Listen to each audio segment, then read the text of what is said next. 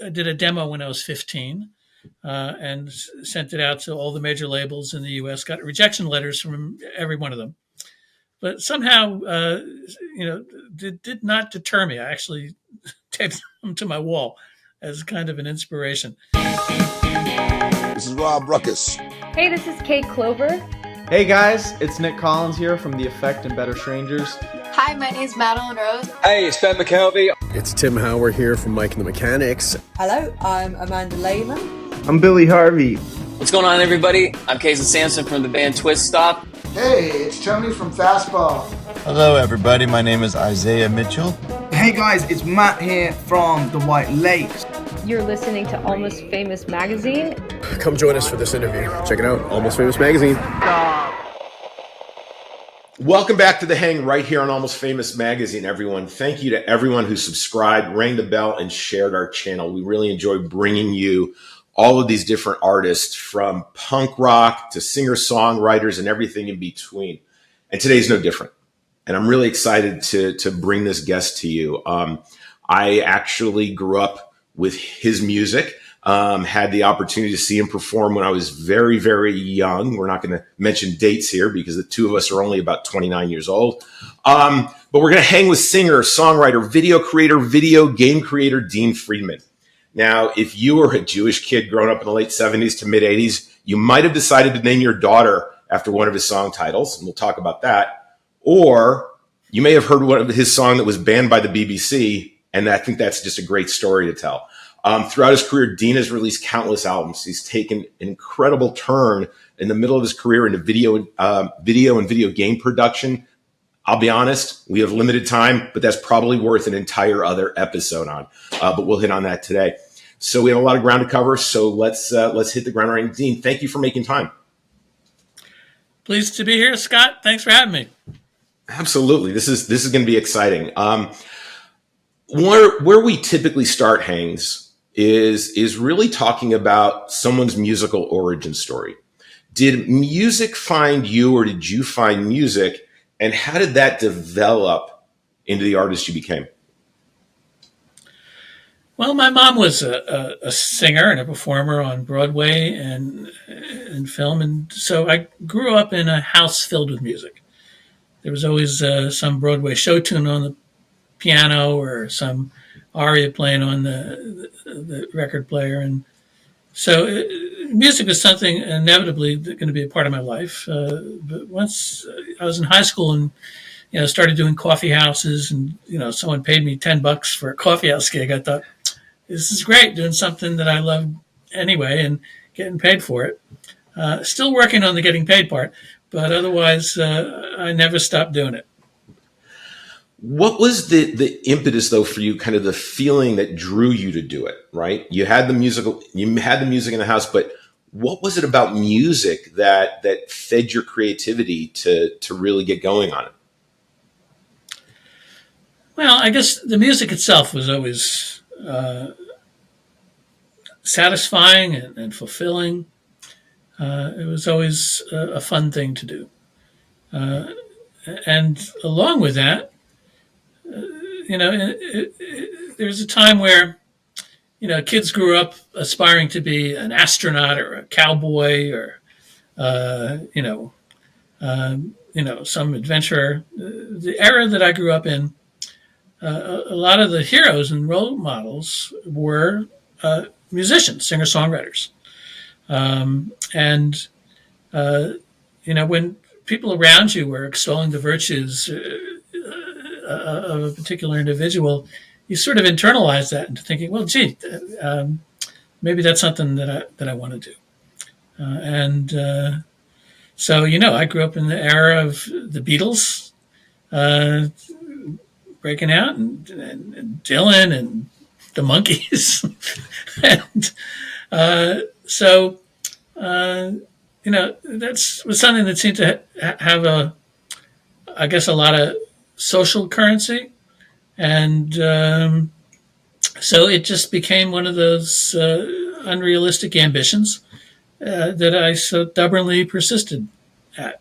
You hit on something close to my heart, was the idea of being an astronaut, except, of according to my mother, I also wanted to be a singing astronaut, two aspirations that have obviously not come true for me. But we did have dreams. It's not too late. You know what? I think how old was, I mean, we've had William Shatner in space, and John Glenn took a late life flight, I believe. It is never too late. So you never know. Maybe one or the other, who knows?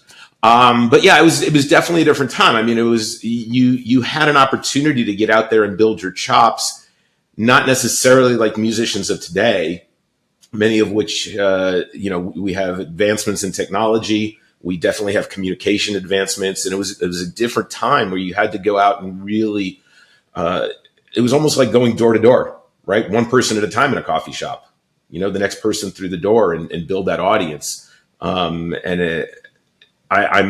always amazed at stories about how that process went, because I think young artists today I'm not sure if they can appreciate what artists used to go through in trying to build that career. What do you think? Well, I did go the rounds of open mics at coffee houses, at universities, and also down in the village. And I also had a really good musical education where I went to school, City College in New York. They were great instructors, and I really learned a lot. I started recording. I did a demo when I was 15, and sent it out to all the major labels in the U.S. Got rejection letters from every one of them, but somehow, did not deter me. I actually taped them to my wall as kind of an inspiration. And it was last semester at City College that I met a fellow named David Bromberg, who many consider the godfather of Americana. Brilliant musician, great songwriter. He guest lectured at a course, and I kept nudging him to listen to my songs, and eventually he relented. And he liked them enough to introduce me to the folks who then became my manager, the guys that ran the Bottom Line nightclub in New York City. And they shot me around, and the first label they took me to offered me a deal. That was a small indie label. That kicked things off pretty early for me. I mean, I again, between the time that I put out my demo at 15 and finally landed a deal at 21, it was not exactly the overnight sensation that you might imagine. Because, I worked hard in the interim, but it was satisfying. And then the first single out of the box off the first album was Ariel. It became a big hit, top 20 right off the bat. And that kicked things off to being a little potato in the media stew. I like that.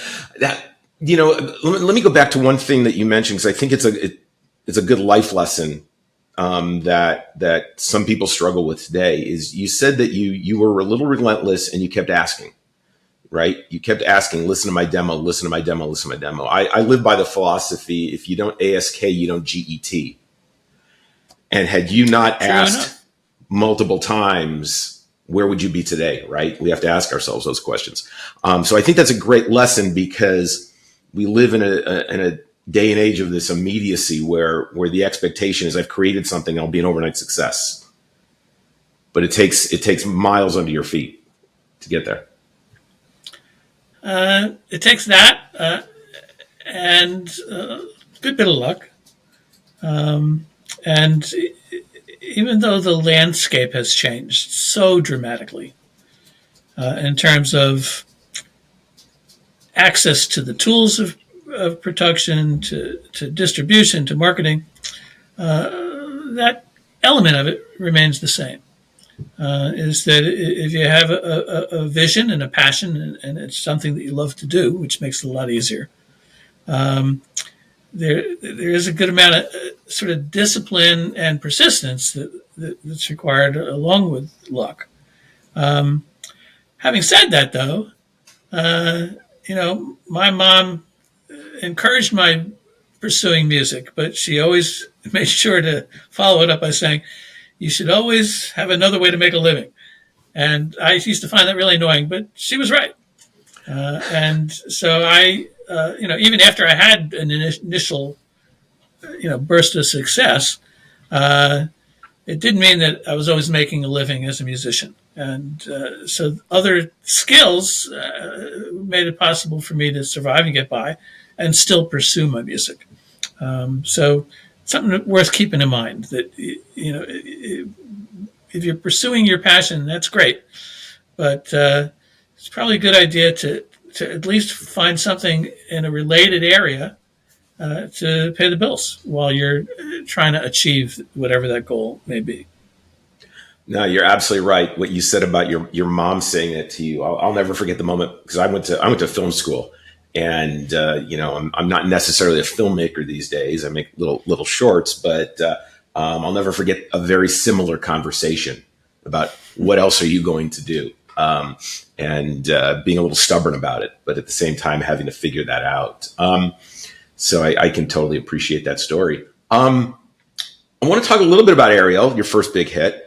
I'm curious, do you have a list of the number of people who have come to you saying, I named my child after your song? Because I've heard a few stories out there, and I would think that maybe you end up with a very long birthday card list. Well, you're right. Actually, there are definitely a lot of Ariels out there of a certain age that were not named after a mermaid. And so that's always a nice surprise, when someone will come up and introduce themselves and say, I was named after your song. And that's true in the United States, although in England, it's more likely to be someone named Lydia, because that's where I had a chart record with a song called Lydia. And that was also a name that, people took a liking to and named a lot of their kids after. So that's always a delightful surprise. I just enjoy the fact that people appreciated the song and got something out of it. Well, it's interesting. I went back and listened to some of your earlier albums, and I think one of the things is that your music sounds very natural, not, we'll say, synthesized or electronic, and I think it stands the test of time. And therefore, I do believe that people are still able to really enjoy it with a sense of today, like it could have been released yesterday, as opposed to when it was. So you definitely have that ability to create some timeless songs. You hit on the UK. How does that, at what point did you figure out that the UK was going to be your bigger market for your music than the US? How did you feel about that? And how did that really kind of come about to happen? Well, really, it's just a matter of business and politics. I was on a little indie label. They had initial modest success in the States with Ariel. But they just didn't have the wherewithal or the brains or resources to follow it up. Although they licensed the albums to another indie label in the UK called GTO Records, run by a guy named Dick Leahy. And they had more success. So the reality is simply there were better business and politic scenarios in England and Ireland than, and also Australia and New Zealand, than in the States. So, in fact, my record label in the States, the folks that ran Lifetime Records, they hated my second album. And they actually called me in and berated me for a good half hour that I'd become a spoiled artist and I put out a terrible record. This was the second record, Well Said the Rockin' Chair. And they were just so disappointed in it. They thought it was terrible, and I wasn't listening to anybody. Now, I walked out of that meeting just scratching my head because I knew it was a good record, and it just confirmed to me that they were the idiots I always suspected them to be. Fortunately, just a week or so later, we get a telex from England that it was racing up the charts, and confirming what I believed, that I'd made a good record. The politics is part of it. Just the business scenario is another part of it, and there's always luck and good fortune. It helps if the songs you're putting out are good, and I think it was a really strong record.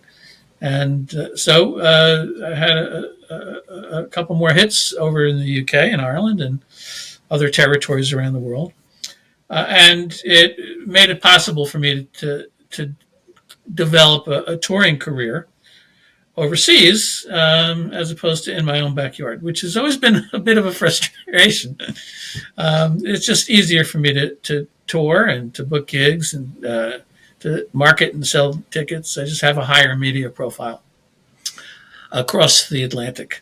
But having said that, I still love touring in my own country. And this year, in fact, I'm doing about 7 dates on the East Coast and the West Coast and different places, and so just looking forward to playing for my countrymen and women in my own backyard, so to speak.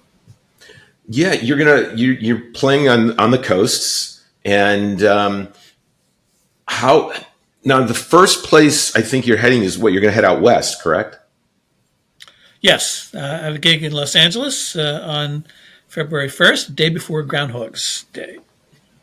Mm-hmm. Then I go up to Seattle. Then I have a handful of gigs here on the East Coast, including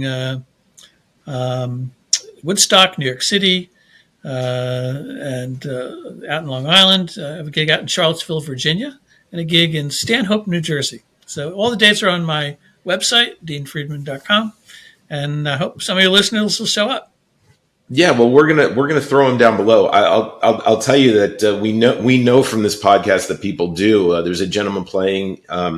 He was playing in Munich. He was one of our first guests, and another gentleman came to his gig and drove 3 miles just to see him because he saw him on this podcast. So maybe that'll turn into some people coming to see you as well. Let's go back a little bit to the UK. How did you get banned from the BBC? I mean, you have a song that has been covered by a number of different artists since then.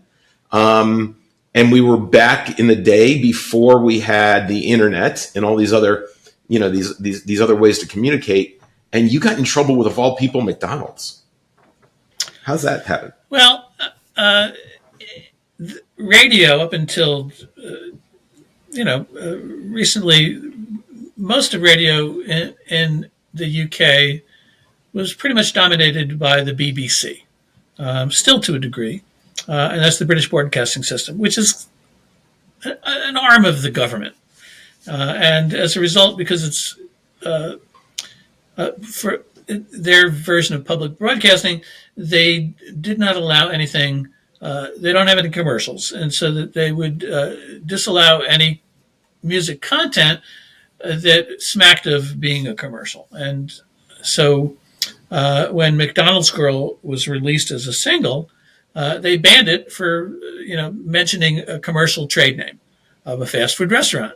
Apparently they were convinced immediately upon hearing the song, millions of people would rush out to McDonald's and order a hamburger, even though I argued that in the lyric I never actually eat the hamburger. I always thought it could be more of a public service announcement, but they were not persuaded. So it was officially banned by the BBC. But fortunately, not too long after that, a then unknown band out of Canada called Barenaked Ladies did a cover version of McDonald's Girl, which became their first airplay hit in Toronto. And then another band in the States called the Blenders covered it and had a #1 hit in Norway, of all places. And over the time, McDonald's Girl is just like the little engine that it was this little song that insisted on being heard. And then YouTube came along and it went viral. There are just hundreds of videos all over the internet of folks doing their own version of McDonald's Girl or lip syncing to it, high school bands, college a cappella groups. So I was very proud of the song, even though it was banned and pretty much derailed my career for a couple of decades. But then about 30 years after it was banned, I finally get a call from corporate headquarters of McDonald's saying, Mr. Friedman, please say we'd like to license your song McDonald's Girl for a national TV and radio campaign. And I said, wow, that's great. What took you so fucking long? And in any case, it was very satisfying because it proved that a song that I had always believed in was, had that kind of appeal, and people have embraced it since. I think between people naming their children after your songs and McDonald's waking up one day realizing the value of your music, I mean that's a great life in and of itself. But you've got even more going on. We talked a little bit about you're popular in the UK, and one of the things that I really adore about something that you've done is this idea of SongFest over there. These writer workshops. Giving other artists an opportunity to get together and be creative. How did that all come about? You've been doing it a fair while now, and I just think it's a fabulous thing that deserves a lot of credit. Thanks for that. SongFest, I've been doing it. This will be the 6th year. I started, I guess, about 2018. Actually, this was the first, so I guess we're coming up to the 7th year. It really started because in the process of touring all over the UK, there were all these great musicians that didn't get the kind of exposure they really deserved. And because of my touring schedule, it always conflicted. I could never catch their gigs except in very rare circumstances. So I decided, let me invite a couple of my favorite songwriters to one of my own gigs, and we'll do like a mini festival. And I tried it out the first time, inviting 2 other folks, Boothby Graffo and Tracy Curtis, both really excellent songwriters. And we had a great time. The audience had a great time. And so I continued to do it, except for a break during the pandemic lockdown for a couple of years. But it's proved really successful. It's still very modest. It's on a small scale. I think of it as a micro music festival. It's indoors, so it's a mudless festival. No bumbershoots required, but it allows us to make sure the sound's really good, and it's an intimate setting. Most of the folks that I invite are not really that well known, but every one of them is a world-class singer-songwriter, and I've been fortunate in being able to convince at least one well-known singer-songwriter to headline the festival. Early on, we had great Chris Difford from Squeeze. We've had Graham Gouldman from 10cc. Last summer, we had Mike Batt, who's just written a huge number of classic songs. Like Bright Eyes. He also wrote all the music for the Wombles, which is a great kids group in the UK. In any case, it's a festival that really celebrates great songs and the terrific songwriters that write them. And it's still small with modest resources, but everybody has a great time. And I'm proud of putting it together, and I think the folks involved, audience and artists alike, really enjoy the time. Now, I've got my own story connected to your upcoming SongFest, and I want to understand how you found this individual. I think my first trip over, it might have been 2016, and I was underneath the London Eye. And I heard this beautiful music and this young lady busking along, and I took some photos of her, and I told her I really appreciate her. She just has a sound, when you feel that like that person's got it sound, right? And I don't know, 3-4 years later, a friend of mine over in the UK sends me a story. And I'm like, wait a minute. I think I took a same picture from the same angle of the same artist, right? And then just today, when I was doing some research, you have Charlotte Campbell as part of SongFest. I think that's fabulous. She is, you talk about determination and doggedness. I mean, she's out there busking and she's absolutely brilliant. So how did that come about that you found her? Well, as you say, Charlotte Campbell is just a wonderful, talented singer-songwriter. She's also the hardest working songwriter I know. She's the queen of busking, which means, many times a week she's out there under the London Eye with her guitar and a little remote amp and performing cover songs and also her wonderful original songs. And through that kind of stubborn persistence and talent, she, over the years, has slowly become more and more recognized. I first became aware of her just online. I can't remember randomly the track that I took. I guess exploring singer-songwriters, up-and-coming singer-songwriters in the UK. And I was really taken with her music and her persona and her performing. And so invited her to one of the earliest SongFests. Charlotte's, one of the founding artists of SongFest, and she's done every one. And she also has been opening every SongFest. The reason being is that something unique about her is that she just has this sort of sense of cheerful optimism, even if it's a song about a difficult subject. And it's always, if you're in a lousy mood, I recommend listening to one of her albums. It'll just be uplifting, make you feel better. And so she always kicks off the festival, with a good feeling. And, if I'm remiss in mentioning it, anyone listening to SongFest this year is going to be the weekend of Saturday and Sunday, the 30th and 31st of August, in Rugby, England. And we rent out a small hotel and for 2 days, and we have a great time, and we do activities. We play like miniature golf and board games in the lobby.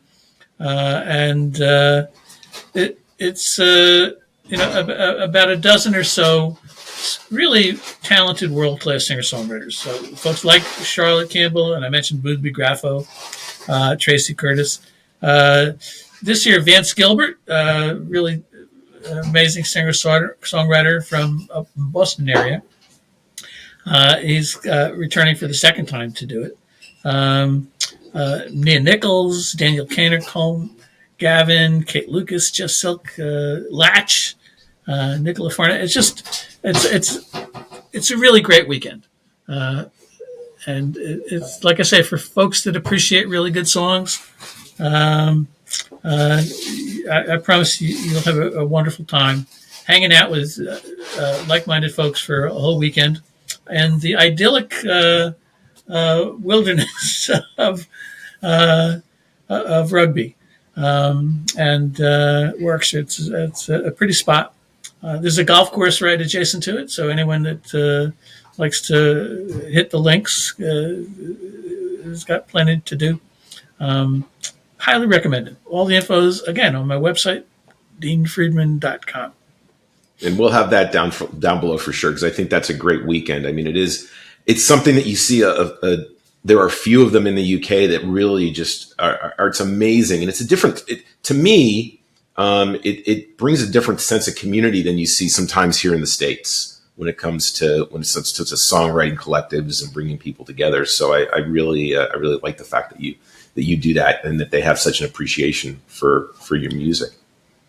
Thanks for mentioning it. And Scott, I also neglected to mention that I also do a 2-part songwriting workshop that a lot of the other artists participate in.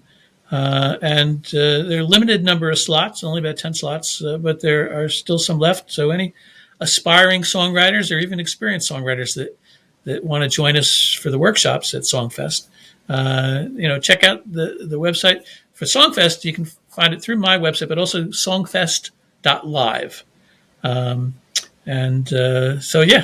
It's good stuff. We'll do that for sure. Again, I'll have all that down in the bottom, and I'm going to recommend it to some of the songwriters I know over in the UK. You've had a musical career that's been a little bit of a sine curve here and there, and along the way, you took a creative turn that I want to hit on, because I'm always interested in how people channel their creativity, and you went from music into video games. How did that evolution come about? And how did the things that you learned to be creative with in music come into play in video and video game creation? Well, I would have to say it happened by happenstance and inadvertently.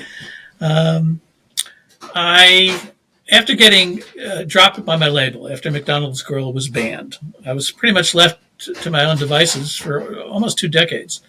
I never stopped being a musician. I never stopped being a singer-songwriter. I was still exploring other kinds of multimedia pursuits.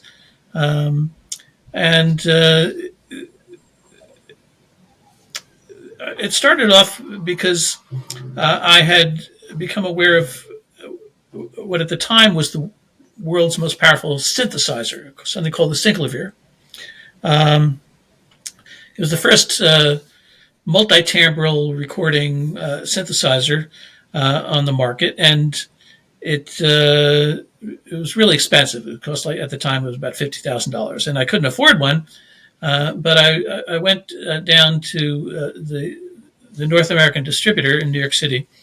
They had one, and a guy who was running that was a guy named David Nichtern, really excellent songwriter. He wrote Midnight on the Oasis that Maria Muldaur had a great hit with.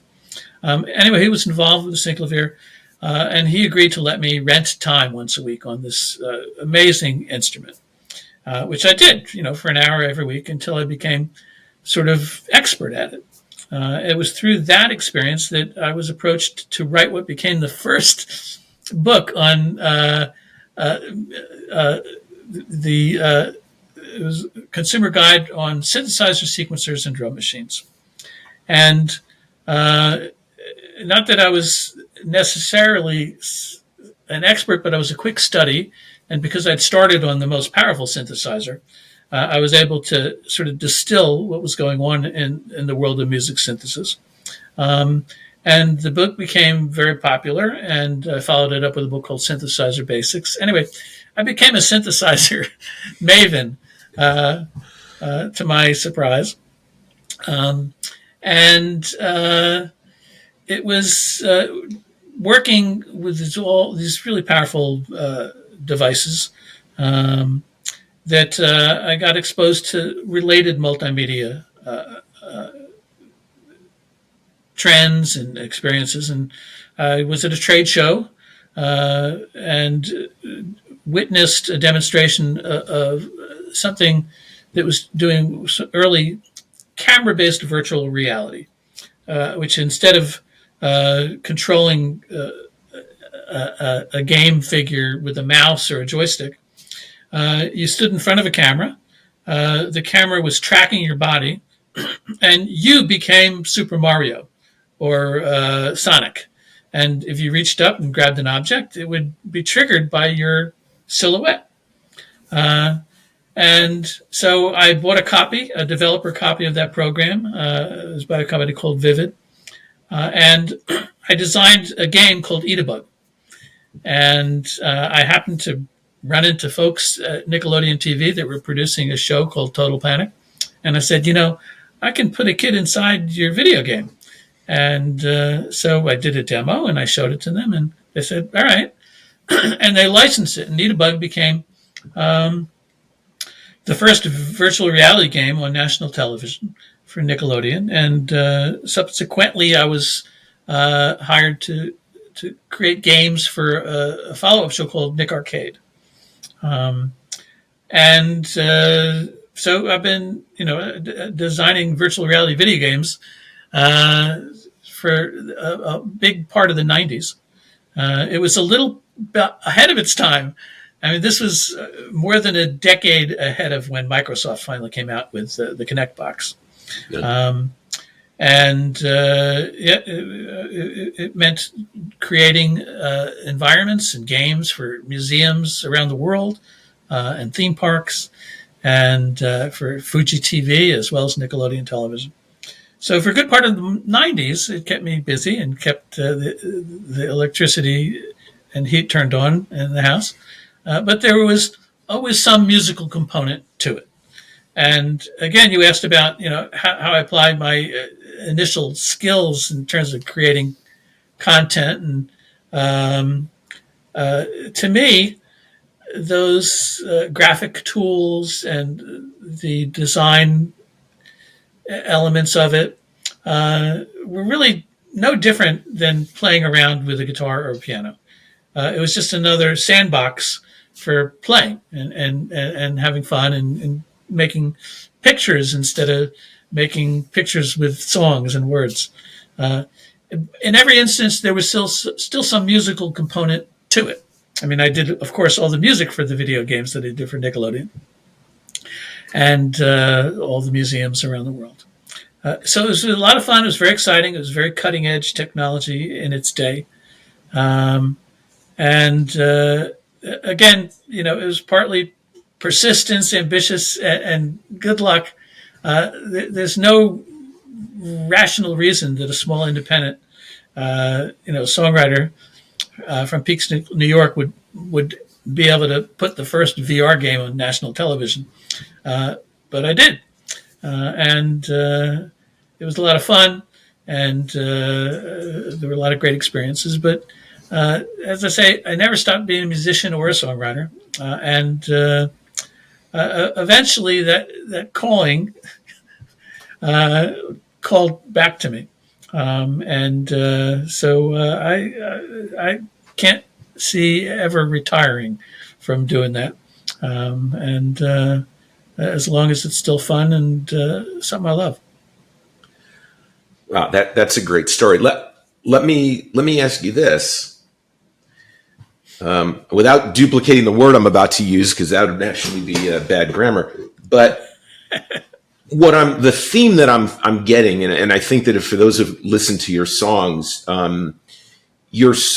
have a natural lyrical curiosity about life and the surroundings around you. Without knowing if you're naturally curious, did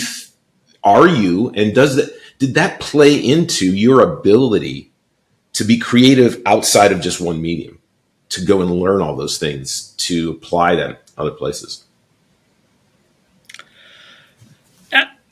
Definitely. Absolutely. I like to learn. I was inspired to discover things and to explore. And, songwriting is just one example of it. It's akin in some respects to doing a crossword puzzle. Once you get a key phrase or a line or a harmonic progression or a rhythm, the puzzle part of it is trying to figure out the rest of the crossword to make it fit, to make it make sense and have some coherence to it. That's the game or the play aspect of it, which, for me, that's a fundamental part of any creative process is to play.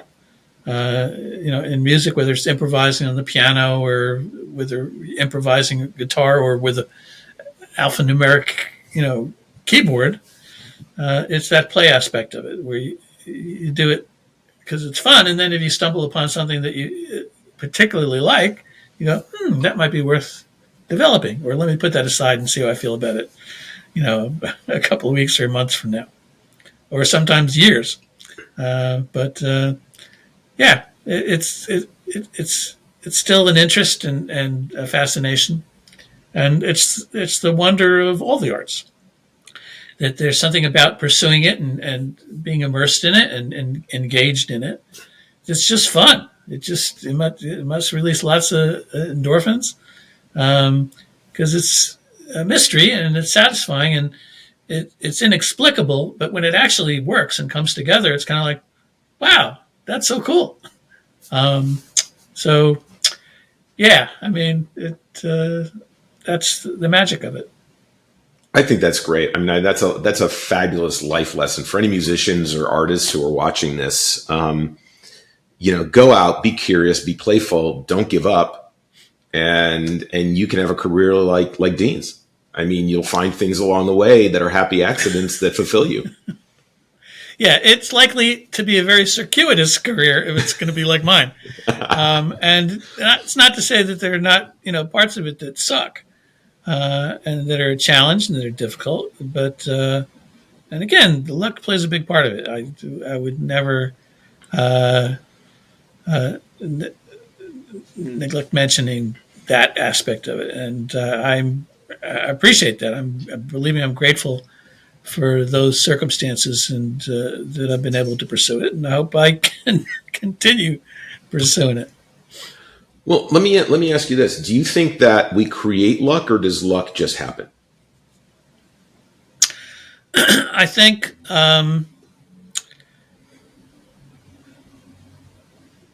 luck happens, but if we create an opportunity for luck, it makes it more likely.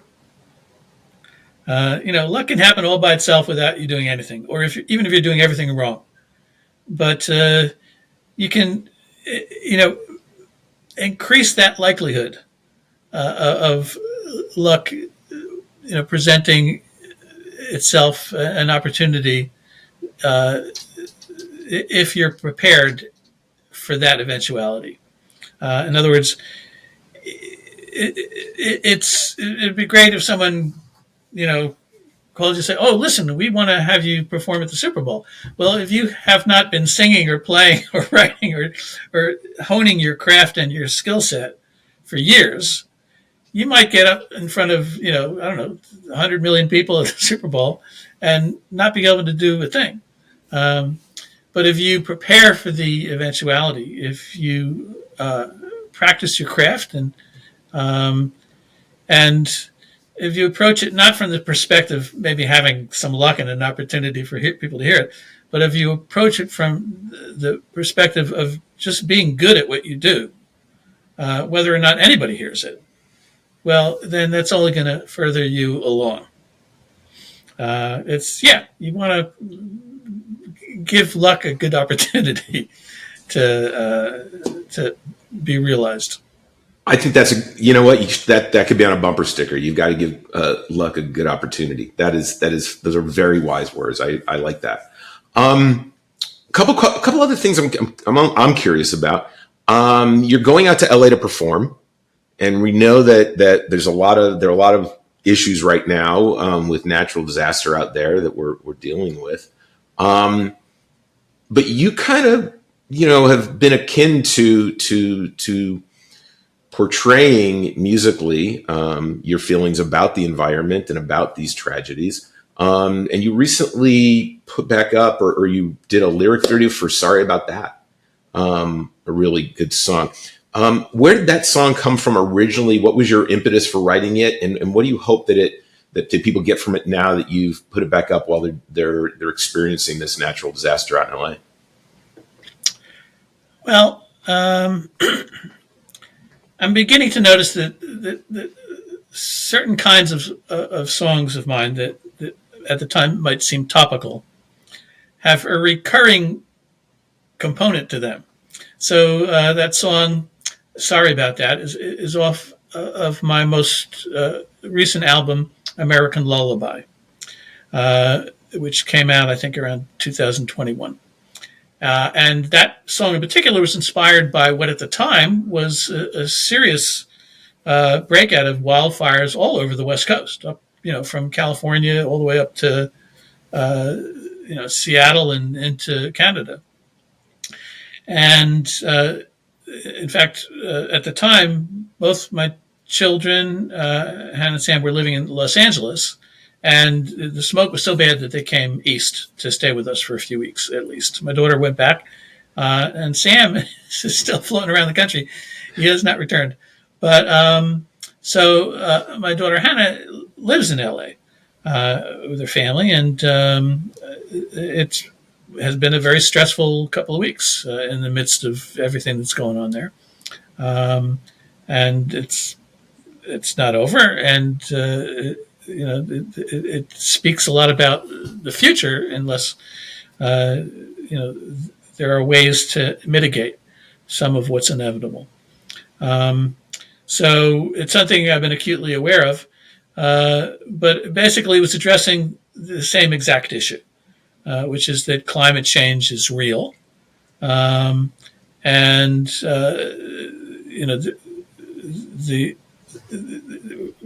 are not a lot of things that we can do at the moment to stop that, but there are things strategically that can be done to minimize the damage and the threat of those forest fires. So a song like Sorry About That was very relevant in 2021. And sadly, it became relevant again. Basically, it's a confession, an admission to the following generation saying, look, we were blessed with this beautiful, wonderful planet and filled with wonders of nature, and we kind of screwed it up. Sorry about that. Trying to express that sentiment and point out specifically a lot of the dumb things that we as a society have failed to do to protect the environment. I guess I phrased it in a sort of facetious, sarcastic way, which is, yeah, well, listen, we sort of fumbled our stewardship, squandered your birthright for frivolous stuff. Sorry about that. Yeah, well, I think it's for what it's worth. I think it's one of those songs that's gonna keep coming around again and again in our generations and in future generations. If something isn't dramatically done to give reason not to have that song played anymore, I guess that would be a good goal. To not have to apologize for what we've done to our planet. A couple quick things before we wrap up and say goodbye. You've had the opportunity, correct me if I'm wrong, but I believe you had some people on like your first two albums that have become, household staples in some of their musical careers. You've worked with some great people. Have you ever had one dream collaboration that if you could get into a studio and be creative with somebody for one day that you haven't, who would that person be and why? Oh, gee, that's a tough one. I was, fortunate starting out that I was in New York, and it was a particular time in terms of the recording scene, particularly in the New York City recording scene, where I was able to play with all these great musicians, folks like Tony Levin, the brilliant bass player, Rick Murata, great drummer, just all the folks on my first couple albums that you're referring to. It was a little intimidating because inevitably I was always the worst musician in the room. I mean, I was confident in my songwriting, but as a player, all these cats were just, so much better than me. But I also sort of embraced it as a learning experience in terms of just, absorbing what it is they did, how they behaved, how they played, how they approached an arrangement in a song. So that it was always a great experience. I can't pick a single artist that I would aspire to work with, because there are just so many. And just, you mentioned SongFest earlier. The whole point of SongFest is to be able to spend time with all these other musicians and be inspired by them and to share a stage with them. And so that's a real pleasure. Yeah, you're very fortunate enough to have that opportunity. A lot of artists aren't, and hopefully maybe there'll be one artist that you haven't worked with that you'll get a chance to, since you don't plan on retiring, which is great because there's more music to come. As everyone knows, I'm a big proponent that we support musicians. Now, that is buying tickets to Dean's upcoming shows. That's attending SongFest. That is buying his albums, and all the links are going to be down below. So you have plenty of opportunities to peruse his music and support Dean's efforts so that he can continue having a reason not to retire, which we don't want him to do. But, it's also important, I think, to share some musicians, share some songs or a musician or two that you're really enjoying right now that people may not be aware of, but they should give it a try, give it a listen, and maybe they'll find something new. Who are a couple that you're listening to these days that you like to share? Well, you'll forgive me, Scott, but I can't help but sort of direct you to all these great artists that I've worked with at SongFest. And if you'll indulge me, I would invite your listeners to go to the songfest.live website. That's songfest.live. And there's an artist page with samples of all the great singer-songwriters that are performing in August at the SongFest Festival. They're each original and unique and so talented in a very particular way. I mentioned Booth B. Graffo. He just writes these brilliant, comedic, surreal songs that no one else is capable of writing. They're so brilliant, and they just every time I hear them, I go, "What was that?" And they're so good and worth listening to. Vance Gilbert, he's the kind of songwriter. He performs in the States all the time. He's a big part of the sort of the contemporary folk circuit. Vance Gilbert, he's one of those songwriters. Every time I hear one of his songs, I think, damn, why didn't I write that? I wish I'd written that. We mentioned Charlotte Campbell, just a sublime songwriter, with just consummate skills and full of hope and optimism. Tracy Curtis, she... again, beautiful songs that are unique and individual to her. They have a political bent, but they also, every one of them is, even the political ones, are very personal and heartfelt and just beautifully written. I could go on and on, but I do encourage you folks to check out that songfest.live website. And I actually have a couple of playlists that I put up on Spotify for the last couple of SongFests. So if you want to discover new music and great songwriters, go to songfest.live or go to my Spotify page, look out the SongFest playlists, and I promise you hours of great music that you probably have not been exposed to yet, but you'll love every single thing you hear. I thank you for that. And what I'll do is I'll include those links down below, and we'll make it easy for people to enjoy all of that. I think that's great. I think that's absolutely fabulous, because there are definitely great artists out there who need the attention.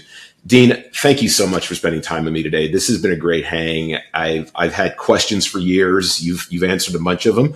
And I wish you the best of luck on this US tour, as well as your time over in the UK this summer. Well, thank you, Scott. And if I may add one thing, you mentioned that the last time we spoke was eons ago at camp, right? And just to tell you and your accomplices and listeners that I mentioned earlier that when my third album, Rumpled Romeo, came out, McDonald's Girl was banned by the BBC, and it effectively derailed my career for almost 2 decades. I did do my virtual reality and all that and video stuff. It was great fun, a great experience, and I wouldn't change it. But Rumpled Romeo being banned, McDonald's Girl being banned, I took a real hit personally, but it was a whole bunch of folks at summer camps all over the United States as part of the National Federation of Temple Youth who embraced Rumpled Romeo because they'd been big fans of Ariel earlier. And it was that audience that enabled me to survive getting kicked out of the music business. And to be able to play at Seneca Lake and Camp Eisner and for that whole federation group of, I guess, 30,000, teenagers all over North America, which for that period of time became my only audience. And it was really important to me. It really helped me survive being dismissed from the industry, so to speak. And it confirmed what I believed about all those songs and that album. It was a very important confirmation and really helped boost me emotionally and boost my spirits. And so for that, I thank you and your cohorts.